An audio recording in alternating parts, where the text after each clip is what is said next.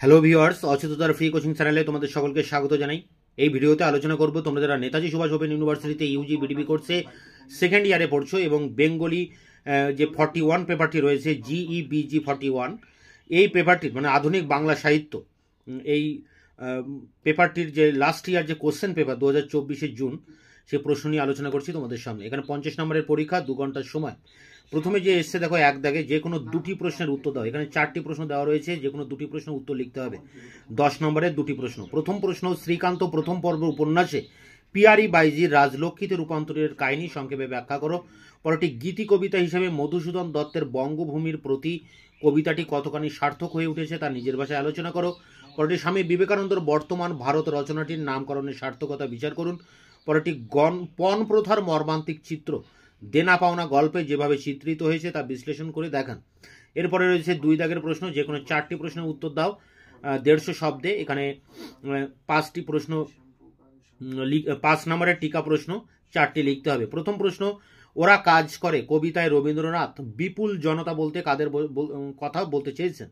পরেরটি, শ্রীকান্ত প্রথম পর্ব উপন্যাস অবলম্বনে সাহজি চরিত্রের পরিচয় দিন। পরেরটি, মধুহীন করোনাগো তব মন কোকো নদে তাৎপর্য ব্যাখ্যা করুন। পরেরটি, বর্তমান ভারত অবলম্বনে প্রাচীন ভারতবর্ষে রাজার আদর্শ ভাবমূর্তি বিষয় সংক্ষেপে আলোচনা করুন। পরেরটি, সেদিন প্রথম ডাক্তার দেখিল এবং সেদিন ডাক্তারের দেখা শেষ হইল সপ্রসঙ্গ ব্যাখ্যা করুন। কবির দীক্ষা অংশটিতে কোন দীক্ষার কথা বলা হয়েছে সপ্রসঙ্গ আলোচনা করুন। পরেরটি, বড় প্রেম শুধু কাছেই টানে না, ইহা দূরেও ঠেলিয়া দেয় তাৎপর্য ব্যাখ্যা করুন। পরেরটি, একদিন ওরা ভাববে রথী কেউ নেই, রথের সর্বময় কর্তা ওরাই, উক্তিটির সার্থকতা বিচার করুন। এর পরে যাগো রয়েছে 5টি প্রশ্নের উত্তর দাও। 2 নম্বরের প্রশ্ন, 10 নম্বর রয়েছে। প্রথম প্রশ্ন 3-এর ক, শ্রীকান্ত প্রথম পর্ব উপন্যাসটি কোন কোন পত্রিকায় প্রকাশিত হয়, পত্রিকার প্রকাশকালে উপন্যাসটির নাম কি ছিল। পরেরটি, আজ তার কোনো চিহ্ন নাই বলতে কবি কি বুঝিয়েছেন।